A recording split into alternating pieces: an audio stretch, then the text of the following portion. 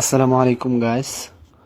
আজকে আমি আপনাদের সঙ্গে যেটা নিয়ে কথা বলবো সেটা হচ্ছে যে বিদ্যুৎ বিল কিভাবে বিকাশে পেমেন্ট করতে হয়। তো আমরা অনেকেই জানি না কিভাবে বিদ্যুৎ বিল বিকাশে পেমেন্ট করে। অনেকেই আমরা চাই যে কি বিকাশে বিদ্যুৎ বিলটা দিব, কিন্তু আমরা অনেকেই জানি না কিভাবে বিদ্যুৎ বিলটা বিকাশে দেয়। তো আজকে আমি আপনাদেরকে শিখাবো কিভাবে বিকাশে বিদ্যুৎ বিল দেওয়া যায়। তো চলুন কথা না বাড়িয়ে ভিডিওর মূল কাজে চলে যাই।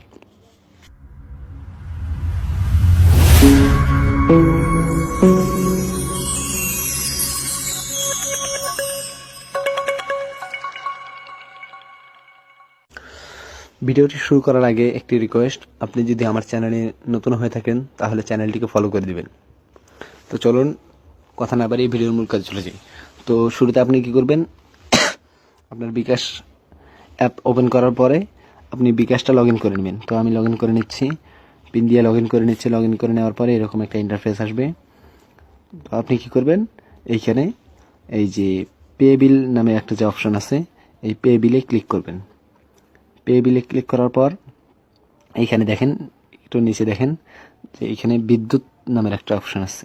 তো যেহেতু আমরা বিদ্যুৎ বিল দিতে যাচ্ছি, তো আমরা এই বিদ্যুতে ক্লিক করব। বিদ্যুতে বিলে ক্লিক করার পরে যে আপনি কোন লাইনটা ইউজ করতেছেন সেটা সিলেক্ট করবেন। তো যেহেতু আমি পল্লী ইউজ করতেছি, পল্লী সিলেক্ট করব।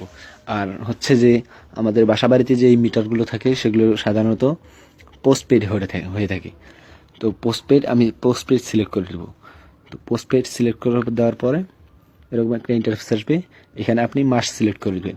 মাস যেহেতু আমি ডিসেম্বরের বিল দিচ্ছি, তো ডিসেম্বর সিলেক্ট করে দেওয়ার পরে এখানে SMS অ্যাকাউন্ট নাম্বার। তো এটাই অনেকে জানেন না যে SMS অ্যাকাউন্ট নাম্বারটা কোনটা। তো এই কারণেই অনেকেই হয়তো বা যে পারেন না। তো আমি স্ক্রিনে দিয়ে রাখছি যে SMS এই নাম্বারটা কোনটা।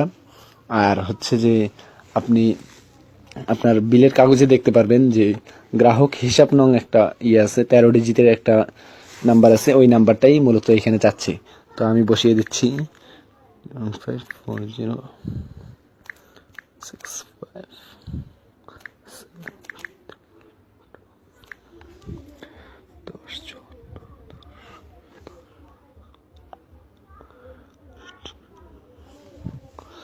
তো তারপর এইখানে এরোতে ক্লিক করে দিবেন। দেওয়ার পরে দেখেন এইখানে কিন্তু আমার ব্যালেন্সটা দেখাচ্ছে। এখানে আমার ব্যালেন্সটা দেখাচ্ছে, আর এইখানে দেখাচ্ছে যে বিলটা আমার আনপেইড। তো যদি এরকম দেখেন যে আপনার কাগজে এইখানে আসার পরে আপনি আপনার কাগজের সঙ্গে মিলাবেন যে আপনার কাগজের বিল আর এইখানের বিলটা ঠিকঠাক আছে কিনা। তো যদি ঠিকঠাক থাকে তাহলে আপনি নিশ্চিত থাকতে পারেন। আর যদি দেখেন যে গড়বড় আছে তাহলে আবার নতুন করে ঠিক সব কিছু করবেন। করার পরে দেখবেন যদি এখানে ঠিকঠাক থাকে তাহলে আপনি পরের ধাপে যাবেন। তো আমার যেহেতু ঠিকঠাক আছে, তো আমি পরের ধাপে চলে যাচ্ছি। পরের ধাপে ট্যাপ করতেছি। করে দেওয়ার পরে এখানে আপনি দেখেন কোনো চার্জ কিন্তু প্রযোজ্য হচ্ছে না, কোনো চার্জ নেই। তো এখানে দেওয়ার পরে আপনি পিন নাম্বারটা দিবেন। পিন নাম্বার দিয়ে দিচ্ছি।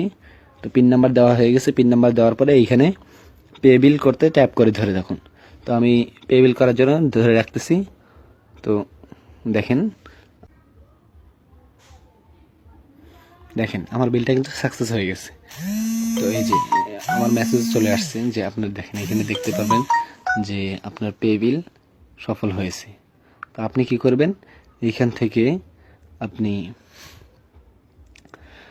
এই যে এখানে একটা স্ক্রিনশট নিয়ে রাখতে পারেন সিকিউরিটির জন্য। আর তারপর হচ্ছে যে এখানে আপনি যদি বিলটা সেভ করে রাখতে চান, যে পরবর্তীতে এটা আপনি খুব দ্রুতই চাচ্ছেন, তো সেজন্য এটা সেভ করে রাখতে পারেন। যেহেতু আমার সেভ করা আছে, তো সেই জন্য আমার আর সেভ অপশনটা আসতেছে না। তো এইভাবে সেভ করে নিলে তারপরের বার সহজেই আপনি বিদ্যুৎ বিল দিতে পারবেন। তো আশা করি বুঝতে পেরেছেন। যদি না বুঝে থাকেন, কোনো যদি অসুবিধা হয়ে থাকে তাহলে কমেন্ট করবেন।